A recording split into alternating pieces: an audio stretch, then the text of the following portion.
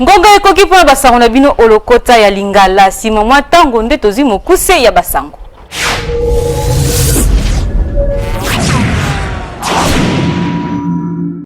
Félix Tshisekedi a telemelaki ba officier supérieur na o etali botosi pe détournement ya mapinga.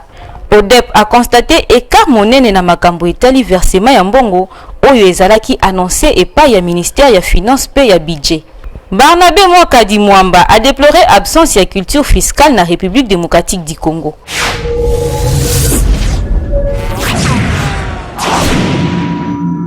Boye malamu na magazine na bino kake beti ya mokolo na lelo tofongola basango na biso na koyebisa na bino ke mokonzi ekolo Congo démocratique Félix Tshisekedi a telemelaki ba officier supérieur na mapinga nyonso mokolo ya jeudi 17 février 2022 na tango ya cérémonie ya échange de vœux pona makambo etali bozangi botosi pe mauvaise gestion face ya ba groupe ya mapinga. Andrea Kanyanya abeti sikake.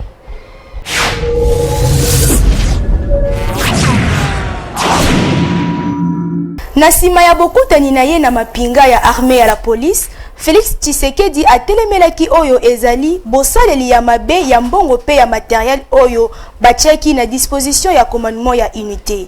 Boye baete mokonzi ya mboka Félix Tshisekedi asilaki bongo kolongola bakonzi ya civil pona kotia bakonzi ya mapinga na ya la police na ya FARDC pona kobundisa ba groupe armé pe kotia kimia na est na oyo etali politique mokonzi ya mboka asilaki kotalisa mapinga bazali a politique.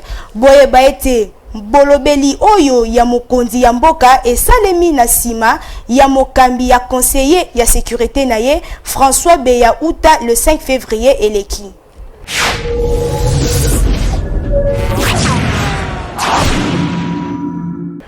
Toko bana basango na biso wapi batelemeli ya panel ya ba expert ya société civile batalisi ba signe ya bozangi kozala ya maponami ya 2023. James Poi abeti sikake.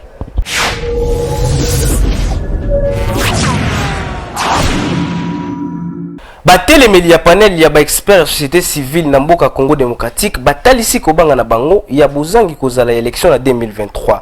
Balobeli yango koleka na nzela ya mokanda oyo wapi ba rendre public lobi moleki bapesi yango kombo mokanda ya nzela pona seni tope feuille de route na lopoto. Batalisi kobanga na bango sima ya réunion basalaka pona kolandela mozindo ya mokanda ya nzela ya seni elobi coordonnateur national pe porte-parole ya panel oyo ya société civile eza bongo Dieudonné Mushagalusa. Na boye bazomona mwana ngungu selo bango mbongo esengeli na ngonga esengeli ekozala pasi ebima pe identification nationale tilelo eza kaka lisolo. Na boye pona bango glissement eza musikate pona bango tilelo seni aza doté te na bauti ya musala pona kosukisa basengi na ministre ya finance pe président ya seni Denis Kadima batika kosala masano bameka kosala maso po constitution ya mboka ezala respecté.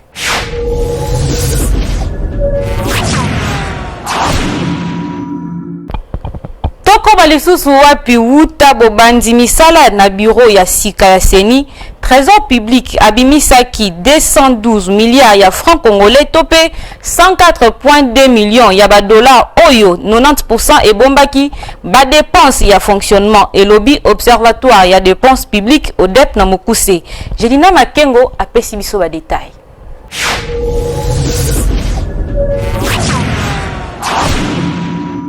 Observatoire des dépenses publiques na mokuse ODEP apesi ba exemple pe amituni natina nini chronogramme ya activité ministre ya finance abimisi 21 millions de dollars mokolo ya le 11 février eleki procédure oyo ancien bureau atiaki en place pona ko bomba misolo oyo eza na nzela te ezalaki ko favoriser corruption pe lisusu crédibilité ya processus électoral na yango Sama Lukonde premier ministre ya République démocratique du Congo esengeli akota likambo yango pona kosala ete seni akoma ye moko kokamba misolo na ye lolenge esengeli kondimisama na article 6 ya loi organique numéro 10/013 du 28 juillet 2010 na oyo etali fonctionnement ya commission électorale nationale indépendante seni na mokuse.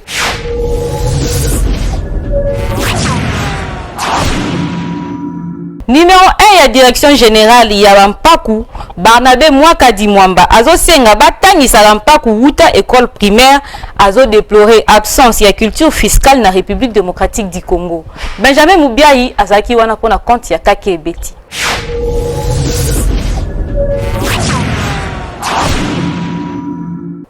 Na interview oyo akordaki na bapandi sango mokolo ya dimanche 13 février na Kinshasa, directeur général ya Baimpo Barnabé Mwakadi Mwamba aza ko déplorer absence ya culture fiscale na République démocratique du Congo. Pona ye kofuta mpako ya population nde ekopesa na mbula matari ya mboka ba moyen pona politique na ye. Na yango alobi direction générale ya Baimpo DGI na Mokuse esengagé pona ko accompagner vision ya mokonzi ya mboka na oyo etali sensibilisation ya culture fiscale. Numéro 1 ya régie financière oyo abeti sete na likambo etali lolenge ya kovimbisa assiette fiscale na Congo Kinshasa oyo ezali kaka na 200 000 contribuables na plus ou moins 90 millions d'habitants. Kaka na maloba na ye abakisi lisusu esengeli kotangisa mpako wuta école primaire. Boye baete yambo Barnabé Mwakadi akota en fonction ba recette ya taxe na oyo etali valeur ajoutée ya bampako ezalaki chiffré na 70 milliards de dollars par mois kasi lelo ekomi na plus ou moins 160 milliards.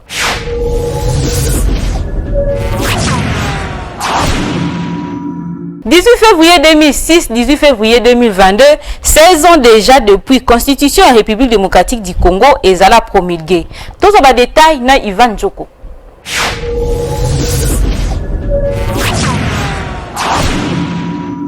18 février 2006, 18 février 2022 et sali 16 ans depuis ancien président de la République démocratique du Congo, Joseph Kabila Kabange a promulgué la constitution en vigueur à la République démocratique du Congo. Pour naba constitutionnaliste, constitution ya le 18 février ezalaki na objectif ya ko instaurer nouvel ordre politique à la République démocratique du Congo. Pe lisusu ko légitimer pouvoir ya bakambi ya ba institution ko banda na chef de l'État. Ya koyeba ezali ete 16 ans après ba élection et salemi kaka na niveau national pe provincial. Kasi na niveau local nanu e salemate.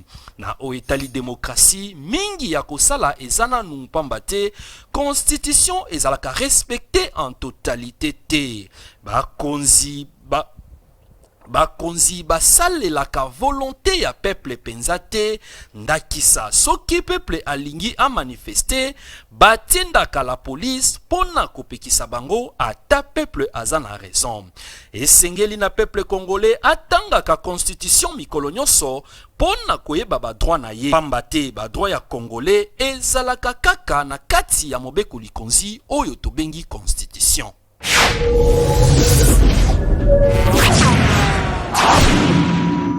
Tokende na ngambu ya este ya mboka wapi lisanga ya basungi population oyo tobengi na lopoto les humanitaires basengi na mokonzi ya mboka a assurer sécurité na bango kuna na este ya mboka. Alice Kitutu abetisi kake.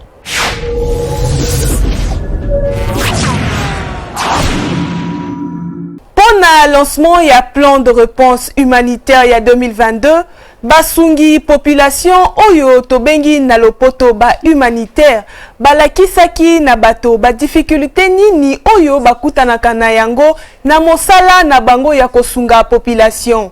Insécurité nde ezali problème monene oyo esalaka ke bakoka kosala mosala na bango bien te pe bakoka kokoma bisika nyonso te. Toyeba pe ke bazali ko kidnappe pe ko attaquer bango. Na yango basengi na mokonzi ya mboka Félix Antoine Tshisekedi a renforcé sécurité na bango et lobby John Efenk ya bureau régional de la Direction générale de la protection civile et des opérations d'aide humanitaire européenne ECO na Mokuse.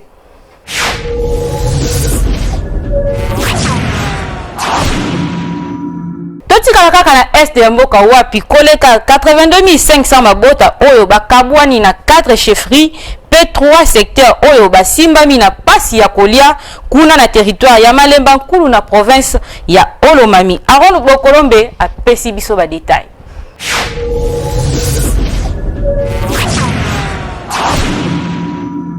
Na maloba ya Inabanga Kabange, mokonzi ya servi ya affaires humanitaires kuna na territoire ya Malemankulu, oyo awuti kopesa bilan na ye na mokolo ya lelo vendredi 18 février 2022 pona mayetali pasi ya kolia. Pasi wana ezouta epai ya ba éléphant ya parc national Upenda oyo bazali kobebisa oyo nyonso batu baliaka pona kokanda mabota na bango. Toyeba ete bozangi ya kolia kuna na Malemankulu na province ya Olomami, pasi wana ezali kouta epai ya ba éléphant koleka bambula ebele. Bavandi ya territoire wana balonaka ba masango na fufu pe na biloko mususu. Na ngonga nyonso ba éléphant balekaka wana babebisaka nyonso. Toyeba ete 90 560 mabota oyo basimbandi na pasi wana.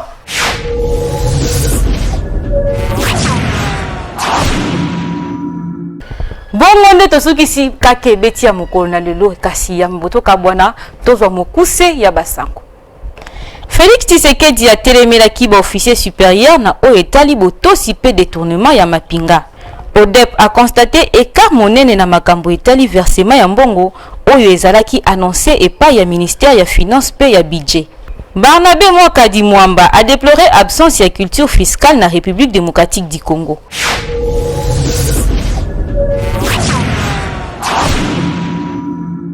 Tokomi na suka ya basango ya mokolo na lelo, merci na bino banso bozaki liboso ba etando ike na bino pona kolanda magazine kake beti ya mokolo na lelo. Tika na pesa merci na équipe technique mobimba ya As TV pe équipe rédactionnelle o basungaki biso na magazine oyo ya lelo kake beti ngai na bino tokutani na mikolo ezali koya. Merci.